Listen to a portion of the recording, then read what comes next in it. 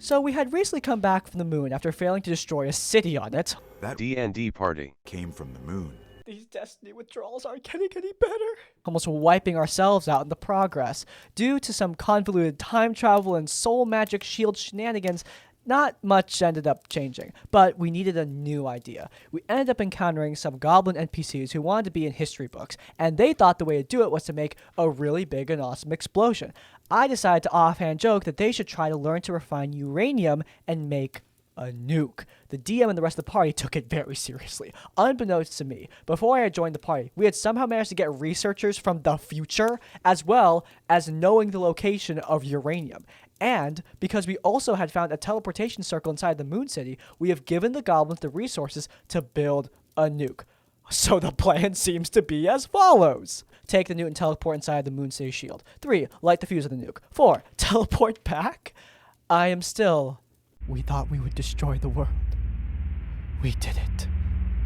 We did it. But the Dungeon Master and the rest of the party loved the idea. I feel really conflicted on it, but hey, we're all having fun with it, and that's what matters the most in the end.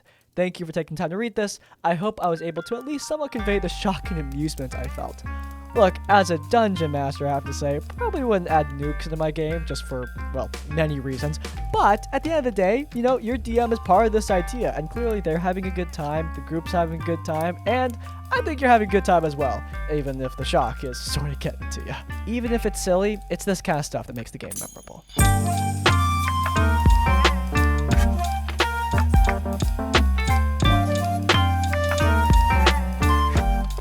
I got into role-playing games at the start of last year. My friend soon followed up after me. They want to try DMing, and they've done it before in the past, but they have been able to continue playing in the last few years, therefore not being up to date with the latest systems. Hearing that, I caved in to play with them, though they insistently declare that they want to play more. I cannot spend too many hours, both in the fact I have increasingly hard time focusing on things that last more than 2 hours, with 4 of them being a happy medium, but also very tiring for me.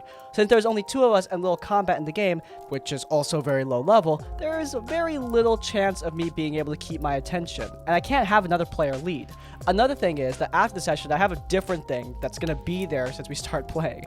And despite my constant suggestion of finding a group to play with, showing the posts of different groups that meet in real life or online, the DM insisted they are not interested in searching for that kind of group.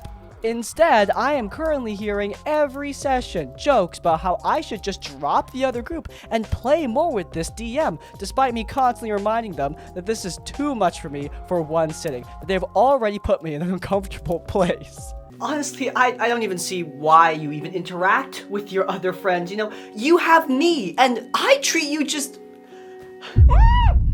Well, I just treat you so well. You see, I already know what you're thinking. You're thinking, oh my god, they're so nice. I just want to get away from them because they're so nice, right? But you're never getting away. You're never gonna see any of your other friends again. You only need me, okay? I'm the only person that you could possibly... But rewinding a bit, I came up with a backstory of a fighter human reborn who was part of an important family, very sweet and loving and close to her teenage brother, but got enchanted and forced to kill her older sibling so her younger sister could take over the long-lasting noble empire. However, my character was overall resurrected and just decided to hang out in the company of mercenaries as she wanted to start a new life and was only mildly keen to know what happened in the past, at the point in the timeline where we're supposed to be playing. I wasn't planning to do much with her, just one of the characters I got for whenever I can use her. I didn't expect for Dungeon Master to just get really excited and turn it into a campaign based on my backstory. Note, this is awesome and something I recommend DMs try to do, but only with players who, like, actually want it, you know? So, in this new version, my character knows who she was and what happened, so she instantly, after being woken up, planned her way to see her brother and talk to him. The first problem regarding the game itself, that in hindsight, I don't know why I did not insist on doing, as that's the base thing to do, was a lack of session 0. Guys, come on! Also with our second player, who jumped in and created a character right before the session, but without having any information about the world we were playing in. Wait, is the second player just in a story where you're the main character? Hands. Are we the Side characters. The character that Ranger created was somehow detached from basically everything. So instead of crafting the reason why we should stick together and why our characters should get closer to each other, we instead have some magical Deus Ex Machina reason for doing so.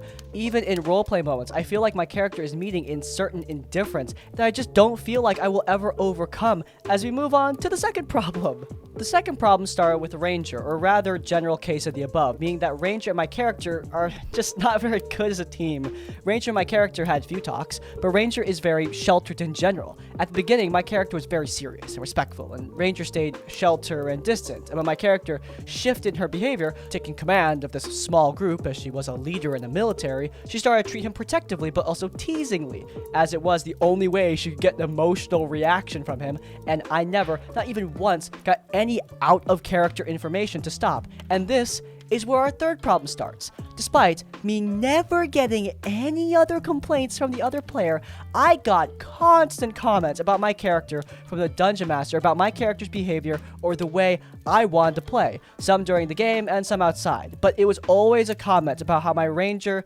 Wait, that's not right, sorry.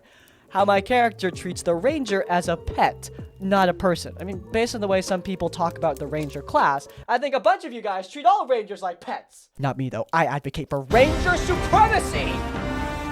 Check out the previous vid for more information. At first, I tried to explain her behavior as that of having a small sibling kind of energy, so she might be a bit condescending, but to no avail. Other things were more mechanical, like, why does your character deal necrotic damage? Well, I decided to level up in Warlock and got Toll the Dead, as, you know, nice touch for being a reborn. What, has the DM never heard of multiclassing? You witch! You will pay for your crimes against humanity! Dude, I'm a witch. I'm a paladin, took a level in Warlock. It's really not that complicated. What is that supposed to mean? You are either one class or you're the other. Paladins can't use that kind of magic. It's impossible. It is written in the sacred text. Like these texts? Oh. No. No! No!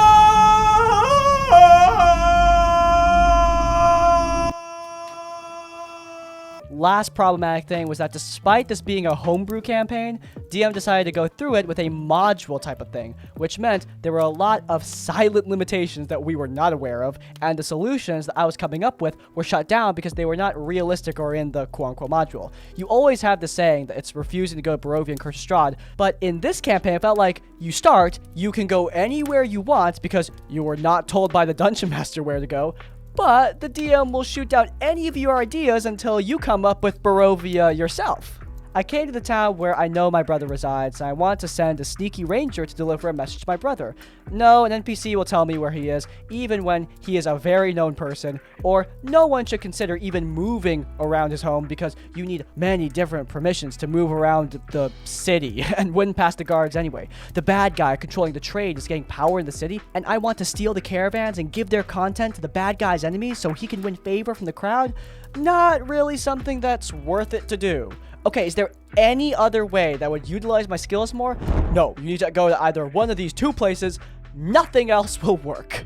It became a more and more limiting feeling to the game and only started to frustrate me since my character should care, but she just doesn't. She had no reason to know what's going on. No one wanted to properly explain things to her except a lot of political issues that were completely detached from her previous life, a great investment for a fighter, and she just stood there being forced to be caring about some things while her family was just there. And no, there was no clear way of my character being able to progress in her personal goal, as there was nothing stated about her being able to reach her close ones even if she does this or that. No promises. She just has to start doing things out of the module of the quest and earn her daily wages and just wait for the time for it to be realistic. And then I get complaints about the players dragging the campaign out. You know, it sounds like the campaign for vanilla Destiny 1. You know, just tons of events where you don't know what's going on. Except that campaign is the decency of being short. I decided to leave the campaign because I clearly saw that both myself and the Dungeon Master have completely different expectations and ways of playing. And while I gave my feedback multiple times, it wouldn't change anything in the end, and there was nothing I could do to change what was already written. Both other player and the Dungeon Master, they're cool people, and I've got nothing against them. We just look for different things in the game. So I decided to let my friends know that I'm leaving the game, even when knowing full well this might end the whole campaign. And my friend worked very hard to write it down, and it's very dedicated to my character. I feel bad for his work, but I also feel just bad for playing the game, and I'm not gonna hide it. I don't have fun there at any time. Thank you, and sorry for the rambling format. I must say, it was hard to write down with me just not knowing how to wrap my head around things. Keep doing a good job, and thank you for reading my story. Of course. Look, I think the players need to put effort into the game. They need to try and play it. You brought up my own words, but I'll repeat them for you. Don't play Curse of Strahd if you don't want to go to Barovia. But number one, the DM is giving you zero direction in general, which is extremely frustrating. But number two, after you play ball with the Dungeon Master and go along with their story, it needs to be fun. If it's not, then there's no reason to get invested. I talked about this more in a previous video, but not only is the story just not really engaging to you, on top of that, there's just not much agency that you have in the story itself, which is always going to be frustrating. Even in more linear campaigns, there should be options and choices. And if there are boundaries, those need to be more clearly communicated. I mean, it looks like you're trying to solve the problems the DM put in front of you. That's the DM's job, to create problems.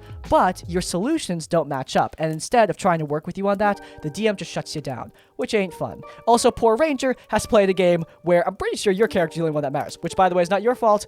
It's also on the DM. Just generally not a great situation.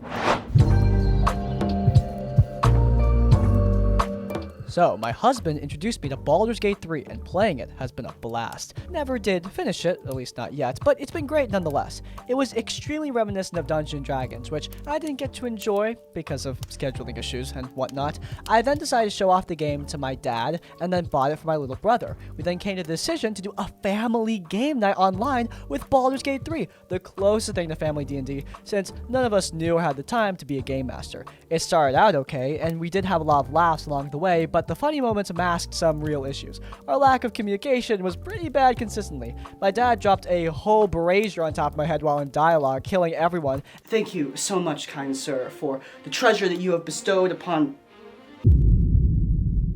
Dude? Hey! I was talking for like 2 minutes, what the heck? Ugh. Shadowheart. Don't worry, I'll make it better. And I would always run off to the next point and sometimes accidentally activate cutscenes meant for my brother.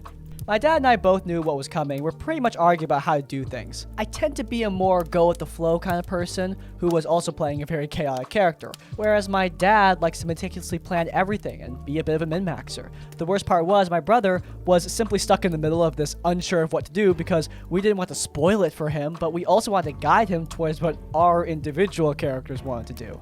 Suffice to say, he eventually got real bored. I started getting a tad heated when he didn't want to interact with any of the party members, and that he would skip a large majority of the dialogue because he just wanted to focus on the battle aspect. I admit, I was and still am very attached to the BG3 characters and their stories. Can't be me. My asexual bum has no love at all for these characters, just like I don't love anyone else. Oh my god, Shadowheart, I love you so much! Adorable. The final boiling point was my dad wanted to get some special sword off a guard in the burning building. He said to wait until he steals it, but I saved the guy during that time, which means I unknowingly got rid of the window to steal the sword. My dad rage quit.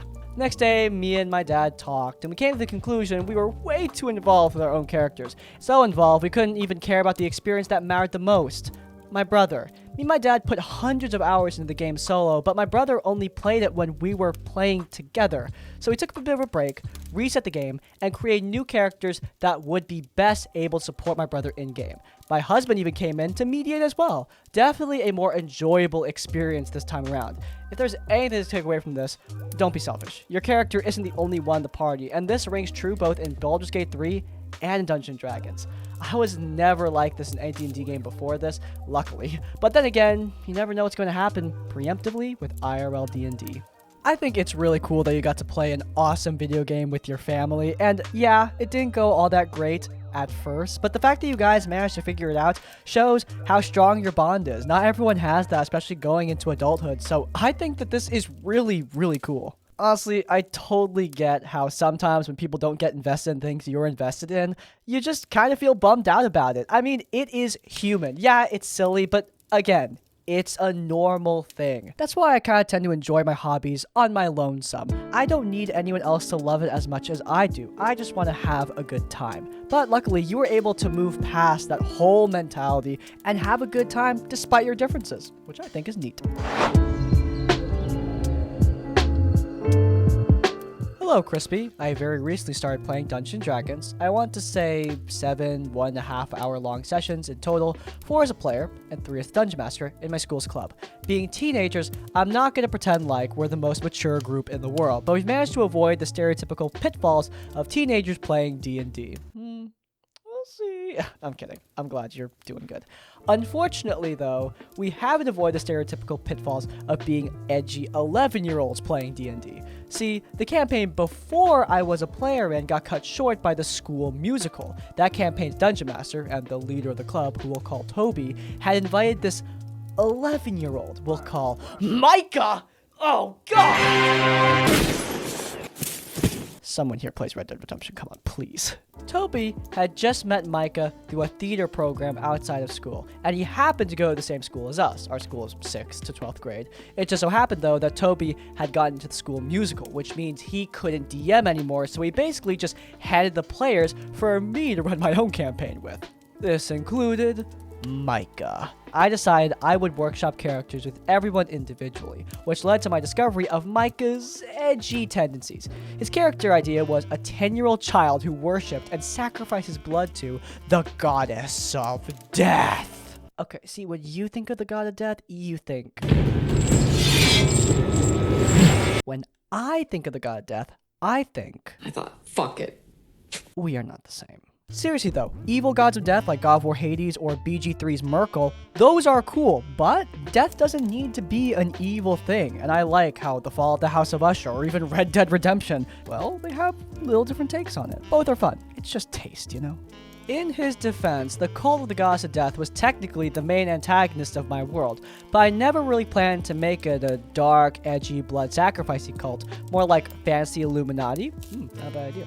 Regardless, he made sure to emphasize to me that he would be incredibly upset at me if I did something to reveal his occult tendencies. Flash forward to session 1, and he revels in empty streets, spends an hour praying at a random altar, prays to a skull, and then runs into a closet, cuts his arm, and then bleeds on the skull and faints. Hey, is it just me, or is our friend kind of evil? What do you mean? Like worshipping a death god kind of evil? Well, what makes you think that?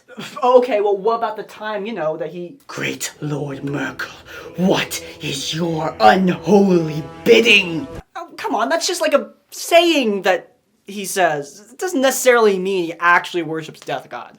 Okay, well, what the... A sacrifice for the blood god! Okay, yeah, you're right. The brutal massacre and sacrifice of one of our friends is probably a bad sign for this guy's morality. Yeah, I know, right? I really like that guy, too. Very subtle, I know. Because of this, in order to reinforce the unblood sacrificiness of the cult, I've now retroactively changed it from my homebrewed gods of life and death to just Saluna and Shar. Presumably because of this, Micah decided he didn't want to play a death blood child, and literally an hour before session 2, pivoted to an 80-year-old mushroom thing that can't talk. In order to communicate with the party for an hour, he has to use an action to summon special spores and talk to them telepathically. He also spent a quarter of session 2 trying to attack all the other player characters because his character forgot his own name. So now he's pivoted from edgy to just annoying, or at least that's what I thought. But apparently every day he switches between Sun Mushroom, annoying form, and Dark Mushroom, which is an edgy cavalry commander that got his village attacked by a bunch of rainbow mushrooms. I truly cannot see this ending well for anybody, but as 11-year-old as this character is, he's clearly put a lot of work into it, and I don't want to tell him just, oh, your character is dumb and annoying, you should never touch it again. Plus, even if I want to do anything beyond a strongly worded email, I couldn't, because I'm not in charge of the club. That's still Toby, and like I said earlier, they're decent friends. What should I do here? All the players at least appear to be fine with Micah, so am I wrong about all this? I genuinely don't know.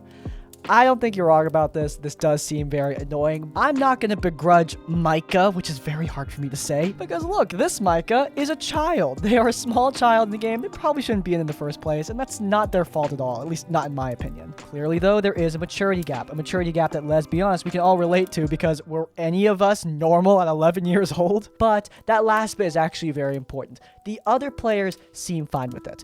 Ask them. Ask them if they're actually fine with it. Maybe it's just your perception. If they're not fine with it, talk to Toby. Talk to Toby and say that, hey, your 11-year-old buddy really not fitting the vibe of the group. Everyone else is not having a good time. If they are actually fine with it, though, I think you might want to pull back from the DMing chair. It's clearly something you didn't even want to do in the first place. Toby shoved that on you. And with this player, it just becomes unfun. Look, you can't force the other players to also be not okay with this guy, but you don't need to force yourself either.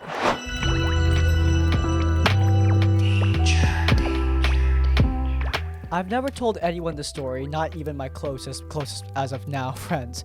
My first D&D experience was alright, as things go, I guess. My friend Josh, who was experienced with 3.5, hosted the game for a group of us in college. It was me, my roommate Paul, she goes by she, her now, but I don't know what name she uses, my best friend at the time Gabe, and Josh's two roommates, Peter and Adam. This was around 2011. I know everyone, and at the very least, I was friendly with all of them. Peter and I had some issues I never understood if I'm being honest, but there was tension. Regardless, I played a female halfling named Damaris. I'm a trans woman but was not out back then. Unbeknownst to me, all the other players thought my character was male, despite my attempts to portray her as femme as possible. After a couple of sessions that were honestly some of the best fun I've ever had, my character got captured. She was restrained and held captive by the baddies. I had to miss a game because of mostly my lack of pre-planning for homework, and apparently while I was gone, there was a big reveal to the other players that my character was a woman. Woman. No. Woman? Woman. Woman. Woman. Woman. I was informed upon joining the next session that my character had been... It's always something. It's always something. I'd been rescued by the other players too, who relentlessly mocked her for what happened. Even my best friend, who I had built my character with, was laughing. It was humiliating. It didn't end there though. I now know I should have walked away. Every time there was an enemy that needed distracting, it was, let Damaris do it. She's... Oh my god. These people are not your friends, dude. The mockery was absolutely unrelenting, and the guys just laughed it up the entire time. I awkwardly and passively, as I was wont to do, laughed along and pretended it didn't bother me. Needless to say, none of them are in my life now. I wish I could say I was the one who cut ties with them, but I stuck it with them through every crappy thing they did until they tossed me aside like a used napkin. Fortunately, I found a much healthier group to play with nowadays. My oldest friends run a game on Friday that I join when I can, and I have a game on Sunday with a group of basically strangers who have been kinder to me than my old friends ever were. Not a high bar. I suppose the message of my story, if stories need a message, is that things can get better. Never give up hope. There's a group out there for you if you're looking. You just have to be careful and pick the right people. There's always tomorrow. Man, you guys are doing my commentary bits for me. Quit it! I'm joking, of course. I'm glad that you learned what is frankly a very healthy lesson. And yeah, these people are not friends. They're terrible. This kind of mentality, even if they're joking, is just wrong. It's disturbing. This is the kind of content that's really hard to joke about without looking like a piece of crap. And frankly, joking about it in this way isn't joking. It's just creepy and wrong. I think you can really learn a lot about a person by what they use as a repeat gag. I mean, this isn't a one-off joke. This is something they kept on bringing up. And in that case, the judgment, it ain't great. And that's a wrap. If you guys enjoyed, then please do leave a like. If you want to see more of our content, then you can check out our Tabletop Tavern Tips series, where we cover advice for both DMs and players, old and new. It's linked in the cards. And while you're there, subscribe to Crispy's Tavern to get more of our content as it comes out. And finally, if you want to leave your own stories or thoughts, go down in the comments down below. If you can't think of a comment, leave the comment, "This game ain't for me," to let me know you made it to the end of the video. Hey, by the way, if you have your own horror stories, you can send them directly to us. There's an email down in the description down below. Send your stories our way for a chance to be featured in one of these videos. But hey, even if you don't have any stories, in essence, like, comment, subscribe. I will see you all next time. Farewell.